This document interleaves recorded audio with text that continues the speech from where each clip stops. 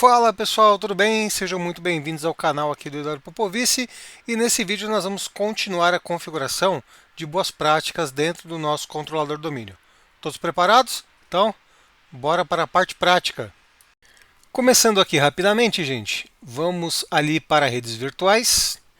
E em redes virtuais, lembre-se que nós criamos uma VNet e dentro dessa VNet eu tenho basicamente três subredes.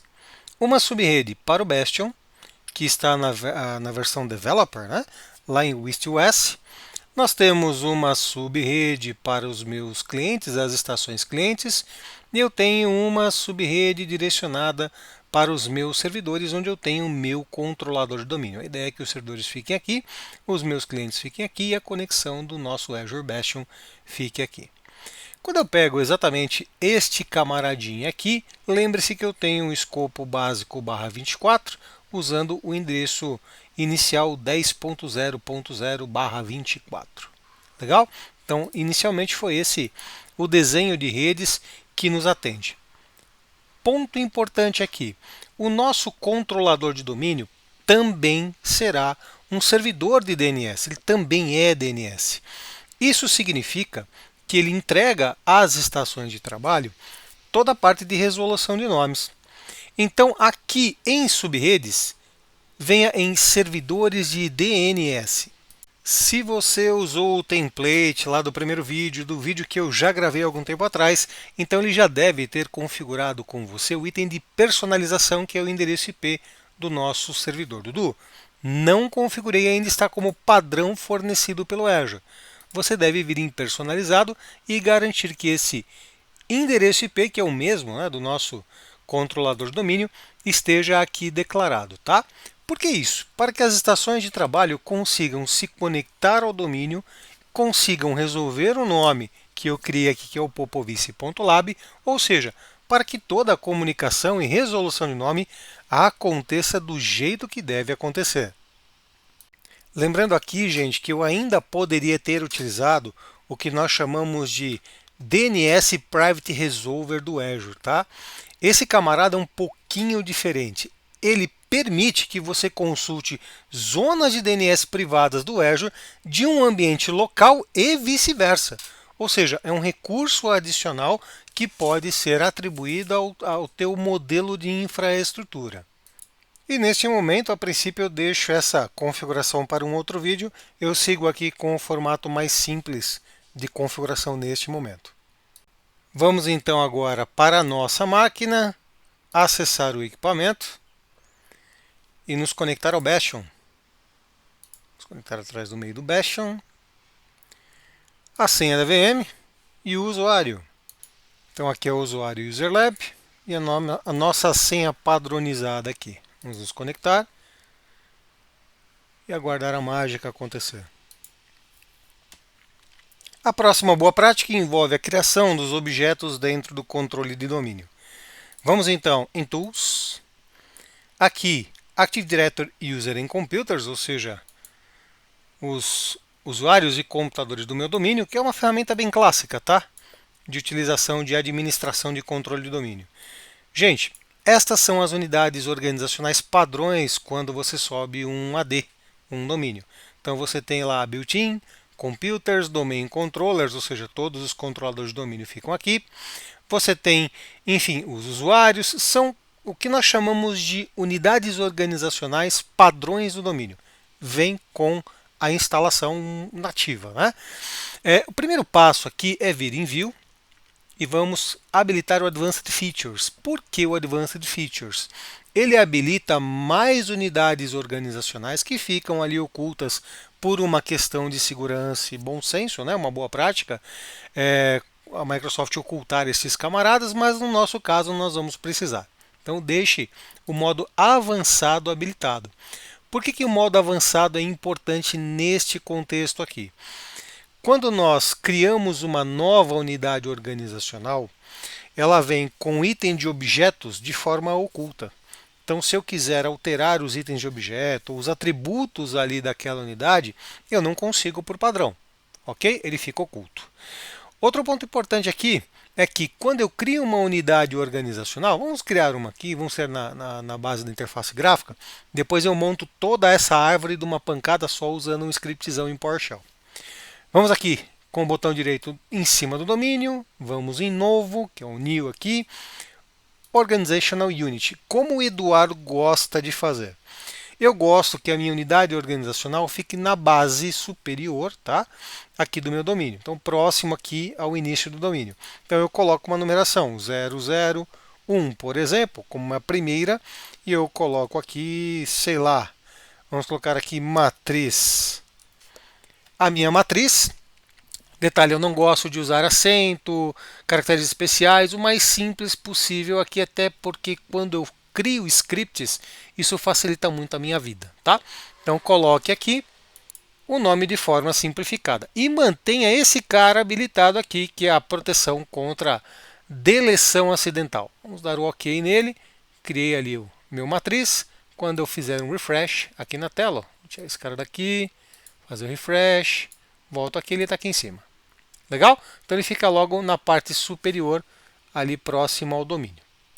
Deixa eu vir aqui, eu vou desabilitar o Advanced Features para mostrar a vocês qual é a diferença dele, ter ele habilitado ou não ter, tá? Então você cria uma unidade organizacional, então clico com o botão direito, propriedades, lá em propriedades você vê 3 abas, General, Managed by, ou seja, gerenciado por, e a aba com. Se eu venho aqui em View, Advanced Features, deixo habilitado, venho com o botão direito aqui em matriz, propriedades, ele me dá mais opções, como a guia objeto, que diz ali a data de criação, a data de modificação, e este camarada aqui, ó, eu posso deletar a proteção por deleção acidental. Significa que se eu removo esse cara, tá, eu posso deletar a unidade organizacional. Se ele está flaggado, eu não consigo deletar a opção. Eu tenho ainda o editor de atributos. Ele, quando eu clico a primeira vez, ele me dá um alerta, fala: olha, você tem certeza que você quer vir aqui, você vai mexer em atributo? Tá tudo certo. Aplica as configurações e eu quero mudar ou mexer nos atributos. Então ele tem informações, por exemplo, que são utilizadas em script, como o display name printable, eu tenho aqui o distinguish name, ou seja, eu tenho os atributos que podem ser utilizados para criação de objetos, modificação de objetos. É basicamente o endereço do objeto dentro do Active Directory. Então aqui eu tenho, por exemplo, CN de canonical name, né, enfim, de nome canônico, o DC para Domain Controller, geralmente ele é composto por 2 itens, então popovice.lab, eu tenho DC popovice, DC lab, que unidos criam ali o domínio. Enfim, eu tenho uma série de requisitos, tá? E informações. Por que vocês devem conhecer isso? Existem inúmeros ambientes legados aí mundo afora. Significa que se eu tenho um ambiente legado, coisa que veio evoluindo lá do Windows 2000, 2003 até o 2025 aqui, provavelmente você terá que em algum momento editar, mexer, adicionar itens nos editores de atributo aqui dos objetos. Bom, o que eu quero fazer exige que não tenha nada aqui, ou seja, eu vou limpar essa unidade organizacional que eu criei. Botãozinho direito, vamos fazer o delete dele, sim. Oba, está habilitada a proteção, vamos desligar a proteção na verdade. Botão direito, propriedades, objeto, remove a proteção. E aí então vem aqui, botão direito, agora sim, deleta, tchau, foi embora. Por que eu deletei esse cara? Eu quero, gente, criar aqui uma estrutura padronizada. O que isso significa? Eu tenho um script em PowerShell. Dudu, pode ser em Ansible? Pode. Pode ser, gente, pode utilizar qualquer tipo de ferramenta de automação. Os developers aí, os developers de plantão, adoram esse tipo de situação. O Eduardo vai no bom e velho PowerShell mesmo. Eu acho mais prático para este laboratório, ou até para o dia a dia de alguém que não faz essa automação com muita frequência. Bora lá. Então, o que eu quero fazer aqui? Quanto mais unidades organizacionais, mais gavetinhas você tem aqui, melhor é para a aplicação de políticas de grupo. Ou seja, posso separar por máquinas, por departamentos, enfim, posso criar aqui uma segregação bem interessante. Então, o nosso passo agora é abrir o PowerShell. Vamos clicar aqui na pesquisa, digito Power de PowerShell, só que eu quero PowerShell ISE. Botãozinho direito em cima dele, Run as Administrator, para abrir em formato de administrador. Ok, trouxe os últimos scripts que eu havia adicionado aqui e eu vou colocar um novo. Feito isso, botãozinho direito Paste, e eu tenho esse scriptão aqui. Dudu, esse troço é gigante. Mas ele não é tão complexo não, gente. Inclusive, eu o deixei lá no meu compartilhamento do GitHub à disposição para todos vocês. Eu deixo aqui nos comentários do vídeo. Mas eu acho que eu já deixei em outros vídeos. Enfim, mas eu deixo aqui de novo, tá tudo certo. Qual é a ideia aqui? É que eu automatize a criação das unidades organizacionais. Então, eu bolei um script que faz a criação da empresa, das minhas filiais, das minhas sucursais e cria todo o modo de estrutura. Eu clico aqui no Play, ele executa o meu scriptão, não deu erro, isso é muito bom. Volto para o meu Active Directory e faço um refresh. Está aqui bonitão. Então eu tenho a empresa, tenho as filiais, sucursais, né? Tenho aqui toda a estrutura já criada. Se eu venho para empresas, eu tenho uma área só de aplicações. Tem ali os meus departamentos, tá vendo? Comercial, compras, engenharia, jurídico, RH, TI. Ou seja, eu meio que desenhei a estrutura aqui de uma forma bem simples e bem organizada. Se amanhã ou depois eu pego um computador dentro da minha empresa que será usado pelo time do comercial, eu jogo o computador do comercial aqui. Tem um computador que será utilizado pelo time de compras, jogo o computador aqui. Tenho um funcionário que foi desligado, né, do time de compras, eu quero colocá-lo em inativo, eu não quero apagar os dados dele por enquanto, eu jogo ele aqui na pasta de inativos, que terá aquela quantidade de regras, aquele conjunto de regras que bloqueiam o acesso do colaborador que foi desligado. Enfim, eu consigo organizar a empresa para que de forma rápida eu me movimente com as regras, configurações e organização do meu ambiente. Tudo bem? Isso pode facilitar muito quando você tem um ERP, um CRM, um sistema que cria uma automação de permissionamento, que vê o ciclo de vida das permissões. Isso ajuda muito quando você tem um sistema que é integrado com o sistema do RH e no momento da contratação já cria o usuário, a senha, o e-mail, enfim, tudo isso. Se a organização do seu Active Directory estiver bem feita, bem montada, todo o processo administrativo não fica exatamente na mão de um administrador do AD. Ele pode concentrar o esforço dele para realizar outras tarefas mais complexas, né? A parte mais básica da administração pode ser automatizada com grande facilidade. Este script que eu criei está aqui no meu portal do GitHub. Eu deixo uma cópia tanto na parte de PowerShell quanto de Azure Labs, tá? Então você encontra ali a criação do ambiente 01 TXT. Esse carinha aqui, ele está em formato TXT, não está em forma de PS1. Você pode copiar aqui da tela ou você pode fazer o download e renomear o arquivo. Tudo bem? Bem simples, gente, bem fácil e assim, aplique, crie essa rotina. Dudu, estava querendo reorganizar o meu AD, o da empresa é uma bagunça, eu quero reorganizar. Posso criar um script que monte tudo isso já numa organização mais bem aplicada do que eu tenho hoje? Pode. Inclusive, eu investiria um tempo criando essa organização e entendendo como pode ser administrada, tá?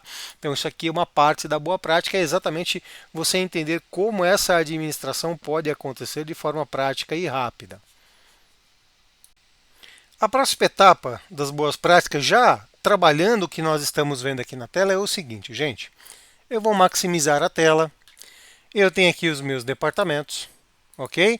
E eu tenho o meu time de TI. Esse meu time de TI, ele pode ser visto como um departamento ou não. A sacada aqui é o seguinte. Dentro do meu time de N1, eu tenho pessoas ou grupos, por exemplo, que podem administrar parte da empresa. então eu posso vincular aqui o meu analista de NU para trocar a senha do comercial, de compras de engenharia, menos do meu jurídico.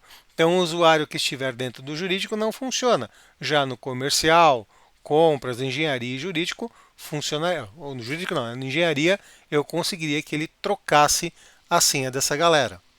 O que você pode fazer aqui, então, é entender o escopo do seu usuário, o que ele pode ou não fazer dentro da estrutura.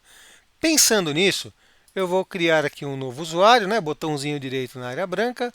Vamos aqui para o novo, o usuário. E aí no meu usuário, eu vou criar aqui o Zé,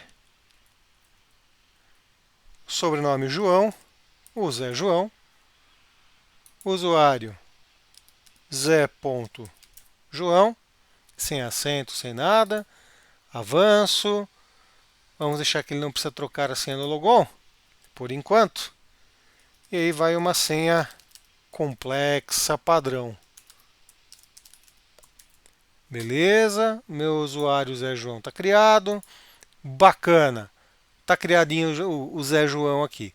O Zé João, botão direito em cima dele, propriedades, será do time de suporte técnico N1. Então vamos colocar aqui a descrição, suporte nível 1. Então isso aqui já nos ajuda bastante. Feito isso, vamos criar um grupo aqui chamado grupo N1, o suporte N1. Para criar um grupo aqui de forma rápida, botão direito, New Group. Vamos puxar o grupo para cá. Quero colocá-lo como suporte underline N1. Quero que o escopo do meu grupo seja global.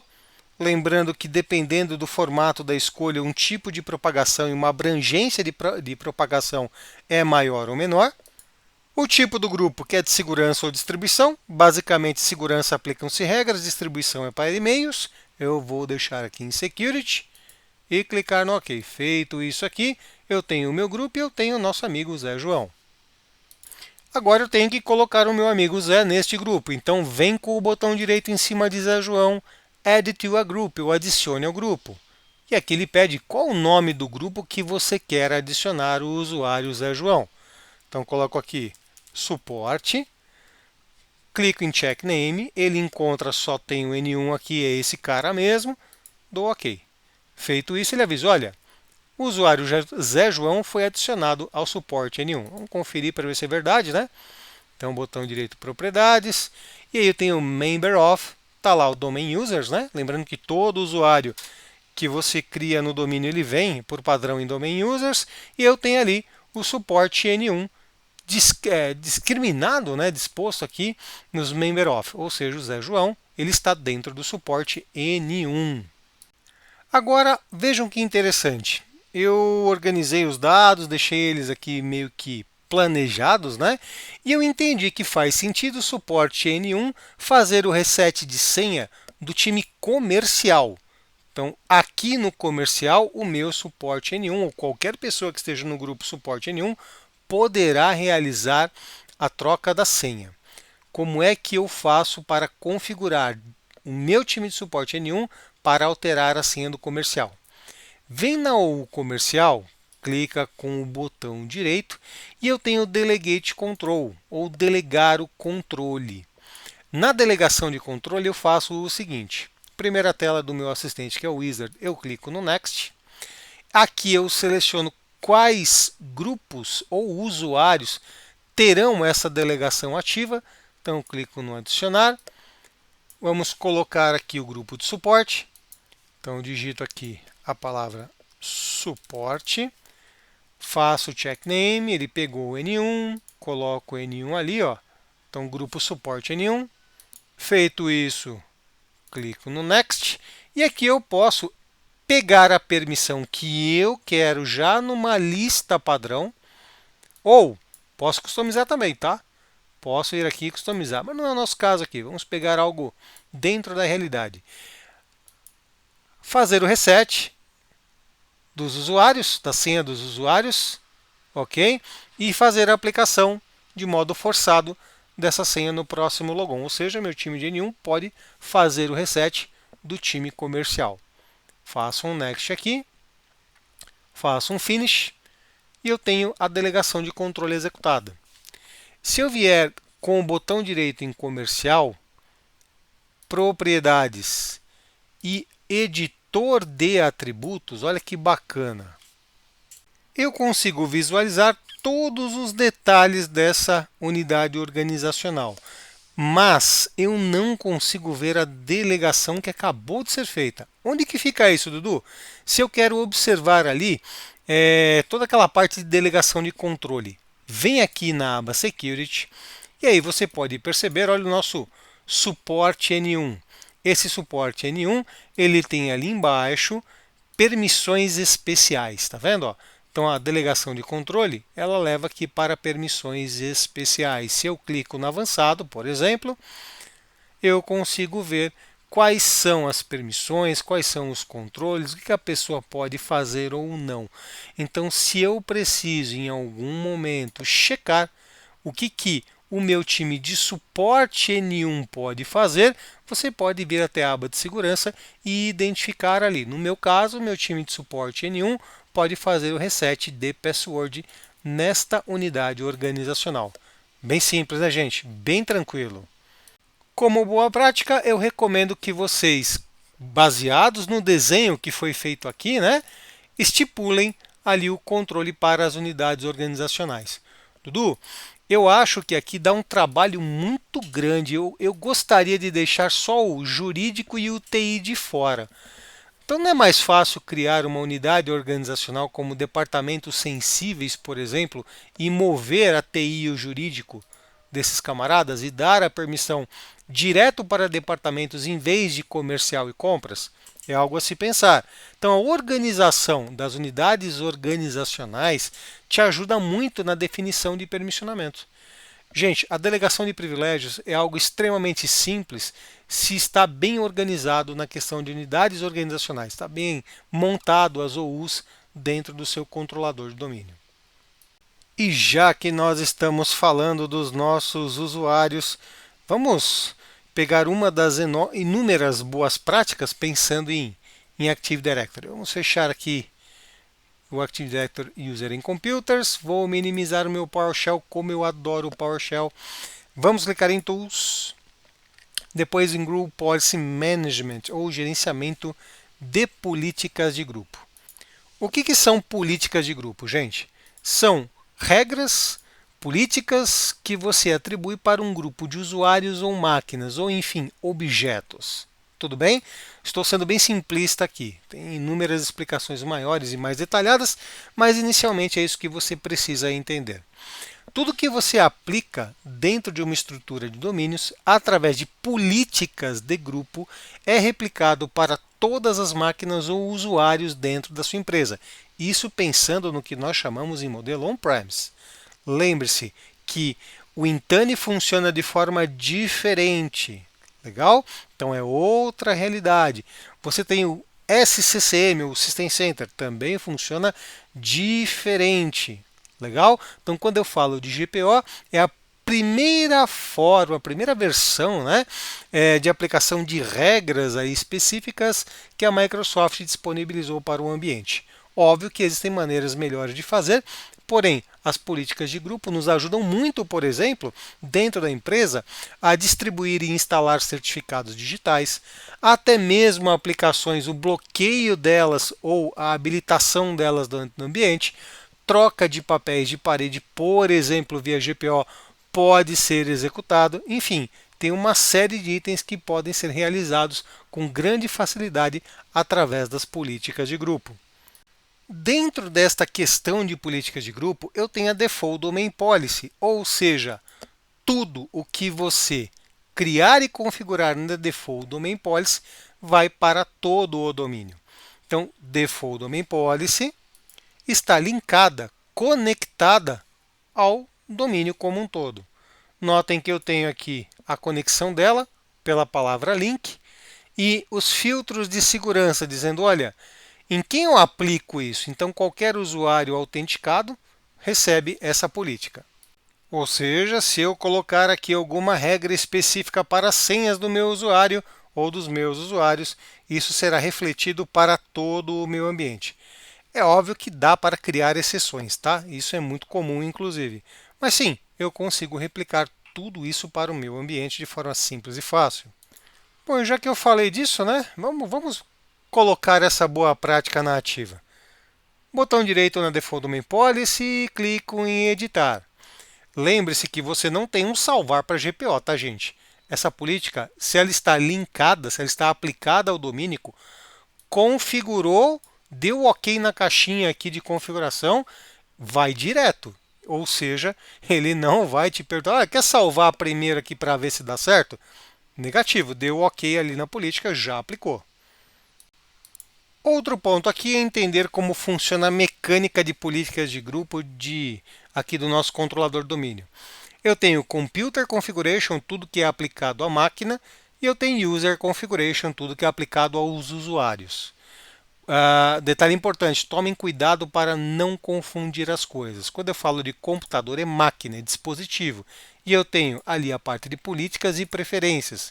Usuário é o ser humano ou aquela conta sistêmica, o teu firewall, o teu proxy, tem uma conta ali que acaba usando características das políticas de usuário. Tá? Então, User Configuration é para uma conta para um usuário humano ou mecânico ou robótico, por assim dizer, usem o nome que acharem mais bacana.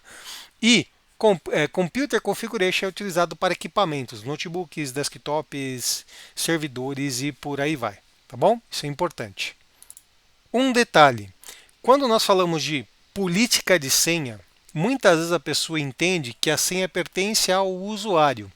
A senha está disponível então para configurações de usuário. Não é bem assim. Quando nós falamos de controle de domínio, onde a senha será digitada em uma estação de trabalho, eu entendo que a estação recebe a senha ou não e permite a utilização dela ou não, pela complexidade, pela utilização sequencial, enfim. Então eu não configuro as políticas de senha do usuário em User Configuration, e sim em Computer Configuration, nas configurações do computador. Para isso, vamos em Computer Configuration, vamos expandir o item de políticas, venho em Windows Settings, vamos aguardar a expansão, expandir o Windows Settings, vamos em Security Settings. Em Security Settings eu tenho Account Policies. Então olha que bacana, eu tenho ali o Account Policies e o que eu tenho exatamente dentro desse camarada aqui. Eu tenho basicamente três configurações, três conjuntos de configurações. Tem mais coisas. Password Policy, Account Lockout Policy, ou seja, como a conta será locada, bloqueada, né? E a política do Kerberos, que é o Kerberos Policy. Nós vamos em Password Policy, um duplo clique, e notem que ele abre vários itens. Primeiro, Enforce Password History. E está dizendo o seguinte, eu não posso usar os 24 últimos passwords, ok? Ou seja, as minhas últimas 24 senhas não podem ser utilizadas.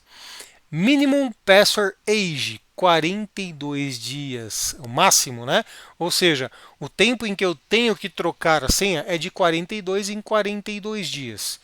E o mínimo é de um dia, ou seja, eu não posso trocar a senha de um em um dia quando eu criá-la a primeira vez, quando eu modificá-la, né? Eu diria que tudo aqui é importante, porém, o que eu fico mais atento é este camaradinho aqui, Minimum Password Age. Por que esse cara é importante? Olha o que o usuário costuma fazer aqui. Eu sei que não pode as últimas 24 senhas, eu sei que não pode aqui os 42 dias, porém, eu sei que eu posso, por exemplo, mudar a senha de tempos em tempos. Se eu não tiver este camarada configurado de forma correta, opa, sai aqui da tela, aqui. Se eu não tenho ele configurado de forma correta, ele vai ficar mudando a senha até chegar na senha que ele gosta. Tudo bem? Ou seja, ele dá um bypass aqui na tua configuração de segurança. O que eu, Eduardo, gosto de fazer, eu configuro de 2 a 3 dias para não poder alterar a senha. Tá? um dia já ajuda bastante, ou seja, se ele trocou a senha, ele vai poder trocar somente no dia anterior. Legal? Então, se você deixa ali um mínimo de senhas para 24, né, máximo 42 dias úteis, né? 42, perdão, dias, né, para troca da senha, ele fará em 24 dias, ele volta para a senha que ele gosta. Mais ou menos isso. Legal? Então, uma das coisas que eu gosto muito de fazer é vir aqui o Minimum Password Age, eu deixo de 1 a 3 dias para que ele não volte para a senha que ele gosta com grande facilidade. Então, ele só pode mudar a senha de 3 em 3 dias. Senha mínima. Depende de empresa para empresa, sistema para sistema. Atualmente, eu sempre trabalho com no mínimo 8 caracteres. Então, eu gosto de trabalhar com 8 caracteres. Lembrando que, de novo, depende. Lembra que não faz sentido colocar uma restrição muito grande para a senha, senão o usuário vai anotar a senha no post-it, vai colar na tela do computador, vai colar debaixo do teclado, vai colar no próprio notebook. E aí, gente, não faz sentido nenhum. Tá? Ou seja, existem formas mais inteligentes de você lidar com senha, como por exemplo uma senha mais simples e o MFA, Multi-Factor Authentication. Ou pede lá o MFA e pede também que o cara coloque a digital. Pega um notebook que tem leitor de digital, ou um smart card com certificado digital. Ou seja, gente, não adianta colocar uma senha complexa demais. Teu usuário vai escrever no papel e vai colar em algum canto. E aí, se o notebook é furtado, roubado, ele desaparece inclusive com o papel com a senha, tá? Então, tomem muito cuidado para não deixar o ambiente complexo ao ponto do usuário se perder e deixar a experiência de logon dele péssima e complicada. Se o seu usuário receber dificuldade para fazer algo simples como logon, imagine para trabalhar, tá? Então ele tenta a todo momento sair dessa saia justa, né? E conseguir executar a atividade dele ali, o trabalho dele cotidiano. Outro ponto importante, pessoas que têm uma característica mais analógica, não têm facilidade com tecnologia, têm uma tendência gigantesca a anotar senhas e colar em algum canto.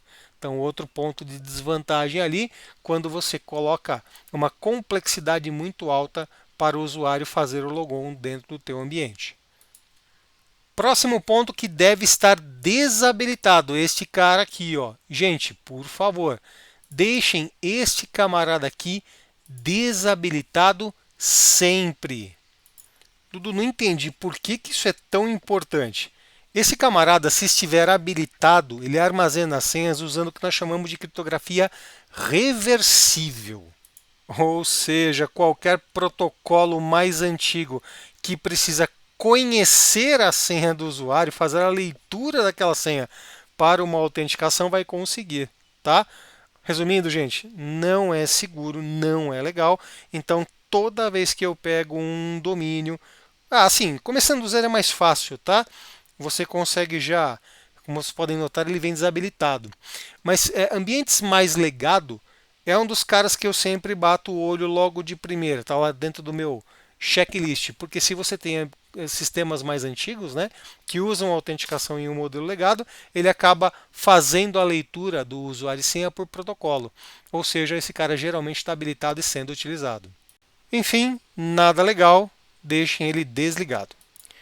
Próximo item é este camaradinho aqui de complexidade de senha. Eu geralmente deixo habilitado. Entretanto, empresas que usam duplo ou terceiro fator de autenticação podem não ver necessidade em deixar esse cara aqui ativo. Tá? Aí vai muito da política da empresa. Particularmente nos dias de hoje eu deixo habilitado, deixo esse cara ativo, só que ele se torna, digamos assim, desnecessário, né? Quando você tem, não desnecessário, mas não tão relevante, quando você tem outros fatores de autenticação sendo aplicados. Feito isso, só vou fechar a janelinha. O Dudu não vai salvar, não? Lembra que eu falei? Está aplicado, já aplicou, está rodando. Ok? Foi direto. Se eu vir em Settings, ele gera um relatório. Deixa eu adicionar esse site aqui, né, essa página, ao Confiáveis. E ele mostra todas as configurações ativas do domínio. Tá vendo? Olha. Então tem lá General Details, toda a parte de configuração dos detalhes, tem ali o link e o domínio que está conectado e toda a configuração ativa. E o caminho para chegar nessa configuração dentro da política. O legal desse relatório, né, de empresas que já têm isso muito bem consolidado, é que você consegue observar e até exportar tudo que está ativo, ou seja, tudo que está configurado. Olha que bacana a configuração de senha que nós fizemos pelo relatório. Ele fica aqui disponível. Então eu consigo, sem precisar acessar a política, só lendo o relatório dela, entender como ela está ativa dentro do meu ambiente. Podem perceber aqui, gente, que não tem quase nada configurado. A nossa ideia é criar uma série de configurações de boa prática dentro do nosso controlador de domínio. Até mesmo porque isso vai nos ajudar quando começarmos a colocar as estações de trabalho, montarmos os AVDs, né, os workspaces, enfim, isso vai ajudar muito no futuro do nosso passo a passo aqui do nosso dia a dia. E já que nós ainda estamos falando da autenticação do usuário, nós vamos criar uma configuração extremamente importante. Nós vamos desativar um protocolo de autenticação chamado de NTLM ou NT-LAM Manager. Esse camarada é antigo, é problemático, está cheio de vulnerabilidades e nós vamos desativá-lo dentro do Default Domain Policy. Agora, gente, muito cuidado. Esse protocolo é um protocolo velho, antigo. Significa que ele é extremamente utilizado em larga escala em ambientes legado. Ponto interessante aqui é que ele é muito fácil de configurar. Eu tenho inclusive alguns artigos lá no meu blog ensinando a fazer a configuração de autenticação com NTLM em um proxy chamado Endian, por exemplo. Então é muito comum encontrá-lo aí autenticando proxy, firewall, você ter ali um PFSense fazendo autenticação com ele, o Fortinet fazendo conexão com ele, né, autenticação por ele.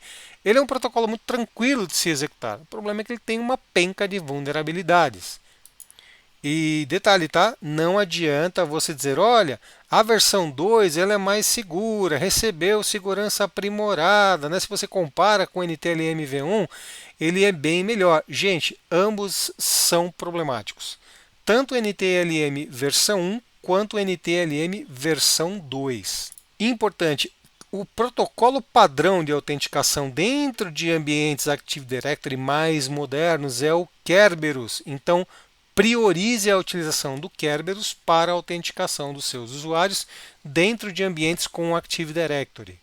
Quais são os ataques que podem ser feitos em ambientes que têm NTLM? Ataques de relay, ataques do tipo pass the hash e principalmente ele possui grande fraqueza criptográfica. Ou seja, não use esse camarada. Como o meu ambiente está nascendo do zero, ou seja, zero total, eu criarei a configuração em Default Domain Policy. Dudu, o meu ambiente ele não está nascendo do zero, tem coisa velha legada aqui.